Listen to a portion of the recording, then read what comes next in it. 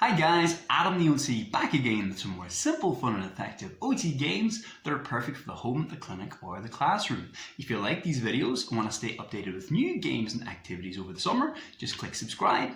If there's any videos you'd like to see, let me know in the comments and I would love to do a video just for you. Okay, so today's activity is one of my very favorite fine motor skills activities right now. It's called the Crazy Chopstick Challenge. That's hard to say, Crazy Chopstick Challenge. So we're going to teach you how to make one of these easy open chopsticks. They're pretty cool. There's lots of games I can do with this. But then the game we're going to play today with it is pretty slick. It's very, very fun and really engaging for the kids, if I do say so myself. So all we're going to need is a set of chopsticks, unopened ones, because we're going to use the paper also. We're going to need a little rubber band and then something to pick up. We can make this gradable, so it's achievable for very young kids. I've used this with kids as young as 4 or 5. Or we can make it more challenging to make it still motivatingly difficult for the teenagers as well. Because it seems like something that should be really easy, we can make this pretty tricky, okay? So let's show you the Crazy Chopstick Challenge. So first off, to make a little chopstick grabber, all you need to do, get your unopened chopsticks, find the flat end, and tear off the paper. Let's take the chopsticks out, but like I said, you're going to keep the paper part because you're going to need it. Pull them apart and put the flat end against one another. Easy peasy. Hold them tightly in place and take your rubber band. So I've done this in teletherapy sessions with teenagers, and this part as well is a really good fine motor skills bilateral activity. It's a little challenging for the younger kids, so you might need to help them out with this one. But if older kids, if they can do this, awesome. Hold it flat, wrap the rubber band around it, hold it up straight so it doesn't slip, turn it over, and wrap it again. So it's actually a really good activity to get the two hands working in collaboration. You're keeping that tension on the band because you want it nice and tight. Stop when you still have a little bit of space left. If you feel like you've made it too tight, you can always pull one wrap off so you have a bit more space and then let go. And that'll stay like a little bit loose at the top, but the rest of it's wrapped tight. There's a natural like little curve at the end of the block part and that'll hold it there nicely, okay? Leave them down for a moment. Take the piece of paper they came in.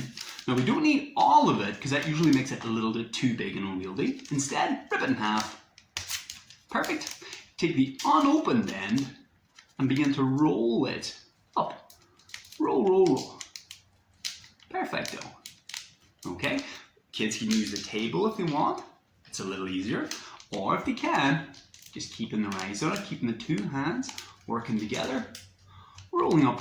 Now if it's not perfectly tight, that's no big deal. If it's a little bit loose, they can always just fold it over so it doubles up like that to make it a little tighter. And you end up with this tight little roll, like a little sleeping bag, okay? Take your chopsticks you had before, hold them on the sides, like so you're holding them together, and just slide the piece of paper up to where the rubber band is, okay? Then hold below the rubber band to keep it in place, or hold below the paper. Then that piece of rubber band you'd left a bit loose, pull it out, turn it, and look, I'm just going to loop it under the paper to hold it in place. So this piece goes under the paper, under, look, under, and over. You can do that even just 1 or 2 times is fine. I usually do 3 just to be sure. And there we have it. Okay, so that's for easy open chopsticks. If you push underneath, they'll pop back open. Whoops! They'll pop back open by themselves. That's easy, it requires very little pressure. Now kids will typically push too hard and they'll slide off one load like that. That's good, because they have to be careful. If you want to make it challenging, if they pinch at the band, it actually requires a lot of strength to push it closed then. So if you're pinching on the paper and try and push down, now we're going to come to that little strength game in a moment. So there we have our little chopsticks. Easy open chopsticks. Next we need something to lift up with them. So the movement's going to be like this, okay? I'm going to take, for the easy ones, just a tissue. Take a tissue from the tissue box. I'm going to tear it in 4. To be honest, you can tear it as many times as you want. Get the chop to tear it. You can put that on the table and just pull our hands apart is an easy way to tear it. Then same again, hands either side and pull apart. Hands either side of the tissue and pull apart. Simple as that. Then pick up one in each hand. I usually do it like this in teletherapy, so it's very visual. They can see it all at the same time. Roll it up tight in their fingertips. They're really squeezing. The harder and smaller and tighter you squeeze this, the better it's going to work. So you're really even using those pencil grip fingers already. Again, tissues. Grab the tissues, scrunch, and scrunch them up the fingertips. Scrunch, scrunch, scrunch, using those pencil tip fingers. Lovely. Okie dokie. Then you have your piece of the tissue on the table. Now you're going to need a receptacle of some kind. You can use a cup, that's fine. Your chopsticks are going to pick up your piece of tissue and drop it inside. Okay, some kids will go like this at the beginning. That's fine. I usually won't correct too much verbally. I'll just give it to them this way and prompt a little hand over hand to give them the motor plan, and then they'll go. What they will almost always do is when they go to pick it up, they'll squeeze too tightly and drop it. So we'll keep dropping them. So prompting them to just be a little bit more gentle, move their hand a little further back, and there we go. My favorite version isn't with a cup though. It's bringing my old friend, tennis ball buddy, Redbeard in this case. I'm going to feed Redbeard.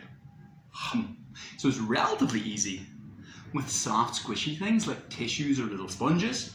For older kids, using hard or regularly shaped things like Lego blocks.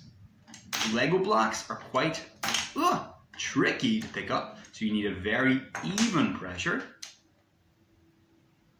like so. And then again, if you want this really challenge their strength, here's a great one to do. Get them to pinch on the rubber band and hold another set of chopsticks up straight. And what they have to do is try and pick them up, lift them up, and try and keep them there for 10 seconds. That is really, oh no! That's really hard to do. The further back their fingers are, the more challenging that is. So I want their fingertips on the edge of the rubber band, holding the chopsticks upright, and they have to hold it for 10 seconds, and maybe even holding it at the bottom so you'll gradually see it, slip down, don't drop it, and it'll eventually drop down. All with their little crazy chopsticks. And that's it, guys. So that's the crazy chopstick challenge. Whoop, move that out of the way.